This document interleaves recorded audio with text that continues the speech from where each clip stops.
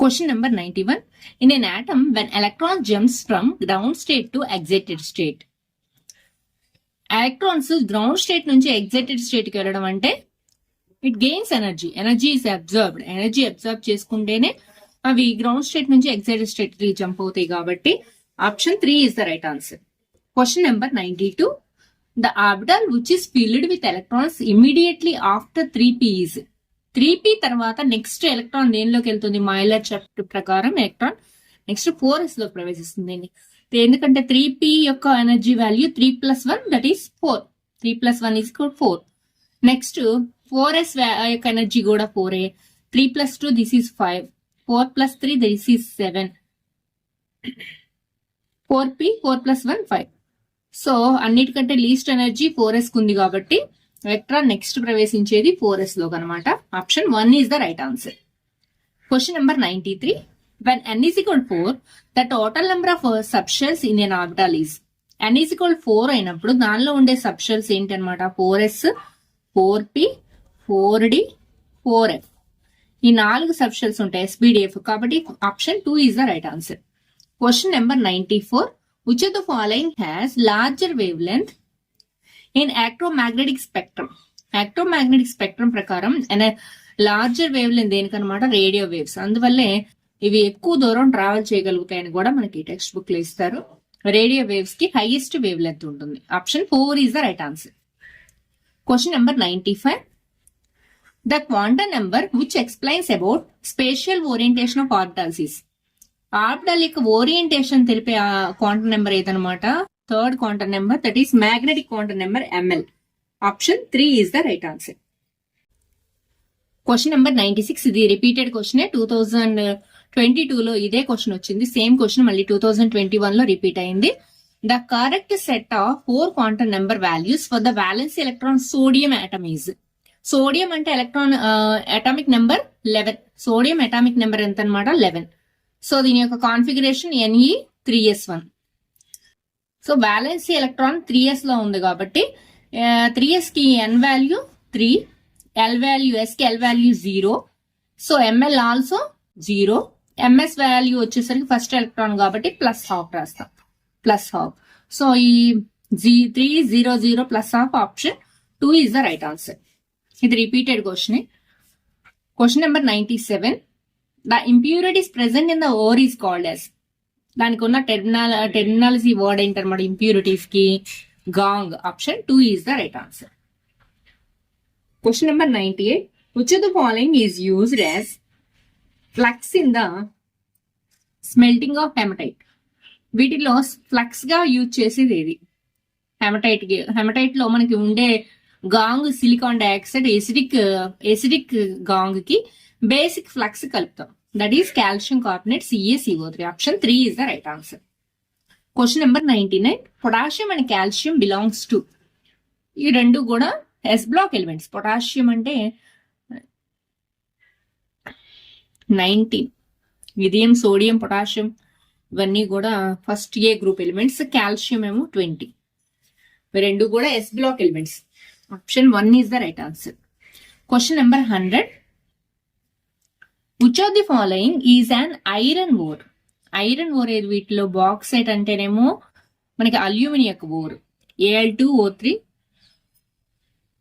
2H2O. This is bauxite ore. Haematite iron యొక్క ore ఇది Fe3O4. Carnallite KCl MgCl2 6H2O. This కూడా potassium యొక్క ore. పైరాలసైట్ కూడా మనకి మ్యాంగనీస్ యొక్క ఓరు MnO2 pyrrolite. So option 2 is the right answer. Question number 101. In electrolytic refining of metals, the pure metal is taken as. Electrolytic refining అనేది మనకి crude metal ని purification చేసే methods లో పోలింగ్ అలాగే ఎలక్ట్రాలిటిక్ రిఫైనింగ్ ఈ మెథడ్స్ అన్ని వస్తాయి మనకి. డిస్టిలేషన్ ఇవన్నీ వాటిలో రిఫైనింగ్ ఆఫ్ మెటల్స్ జరిగేటప్పుడు ప్యూర్ మెటల్ గా తీసుకోవాల్సింది ఏదనమాట? క్యాథోడ్ ని ప్యూర్ మెటల్ గా తీసుకోవాలి. Option 2 is the right answer. Question number 102. The reaction that takes place in thermite processes. Thermite process లో జరిగే రియాక్షన్ ఏదనమాట? Reduction. Option 1 is the right answer. Question number 103. What does the symbol delta represent in a chemical reaction? Delta ante that represents heating. Option 3 is the right answer. మనకి heating కి సంబంధించిన reaction exothermic or endothermic reaction లో మనం equation పైన మనం delta symbol use చేస్తాం. So delta అనేది heating కి సంబంధించిన symbol. Question number 104. The product formed when quicklime reacts with water. Quicklime reacts with water. So the product formed when quicklime reacts with water is, quicklime అంటే that is CaO. Calcium oxide ని క్విక్లైమ్ అంటాం. దీన్ని కనుక water లో dissolve చేస్తే CaO plus H2O, this gives CaOH twice. Calcium hydroxide లేదా దీన్నే slaked lime అని కూడా అంటాం. Slaked lime.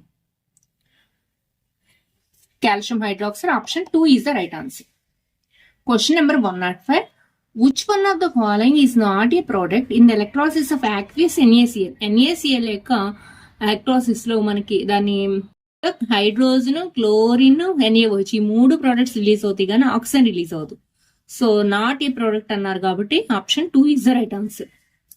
Question number 106. Which of the following has highest mass? అన్నిటికంటే ఎక్కువ మాస్ ఉండేది ఇది. 1 మాలిక్యూల్ ఆఫ్ H2 నా, 1 గ్రామ్ H2O నా, 1 ml H2O నా, 1 మోల్ H2O అంటే 1 మోల్. 1 మోల్ అంటే 18 grams. So option 4 is the right answer. Question number 107. When the equation Na plus H2O gives NaOH plus H2 is balanced, what is the coefficient for Na? ఇది కూడా మనకి 2022 లో repeated క్వశ్చనే. 2022 లో ఇదే question ఇచ్చారు. Balance చేసి ABCDలు రాయమని. సో ఇది బ్యాలెన్స్డ్ ఈక్వేషన్ రాద్దాం ఫస్ట్. ఈ యొక్క balance equation 2Na plus 2H2O gives 2NaOH plus H2. So Na యొక్క కోఎఫిషియంట్ ఎంత అనమాట? 2. Na యొక్క coefficient 2. Option 1 is the right answer.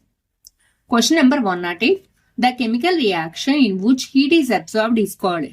Heat absorb చేసుకునే కెమికల్ రియాక్షన్ ఏదనమాట? Endothermic. Option 3 is the right answer.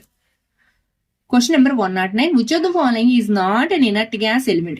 Inert gas element కానిది ఏది?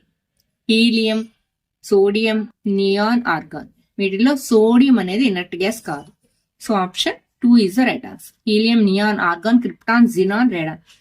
Helium, neon, organ, krypton, xenon, radon. ఇవి inert gases. Question number 110. How many S block and P block elements are there in the second period of the modern periodic table?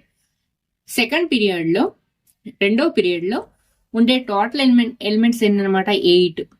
8 elements లో S block ఏమో 2, అలాగే P block 6. So option 3 is the right answer. Question number 111. Which of the following atomic number of elements have similar chemical properties? Similar chemical properties అంటే అర్థం ఏంటి? ఒకే group లో ఉండే elements కి similar chemical properties ఉంటాయి. ఈ కింద ఇచ్చిన ఆప్షన్స్ లో ఒకే గ్రూప్ లో ఉండేవి ఏంటో మనం ఫైండ్ అవుట్ చేస్తే సరిపోదు. 7, 8, 9 అనేవి ఒకే పీరియడ్ లో ఉంటాయి, వరుసలో ఉన్నాయి కాబట్టి. అలాగే 3 తీసేస్తే మన 10, 11 కూడా ఒకే పీరియడ్. 10, 11, 12 కూడా ఒకే పీరియడ్. సో ఒకే గ్రూప్ లో ఉండే ఎలిమెంట్స్ ఏవన్నమాట? ఆప్షన్ 2. ఎలా అంటే 9th ఎలిమెంట్ తర్వాత +8 చేస్తే 17th ఎలిమెంట్ వచ్చింది. నెక్స్ట్ +18 చేస్తే 35th ఎలిమెంట్ వచ్చింది. మనకి పీరియడ్ లో ఉండే ఎలిమెంట్స్ ఫస్ట్ పీరియడ్ లో 2, సెకండ్ పీరియడ్ లో 8, 18, 18, 32, I.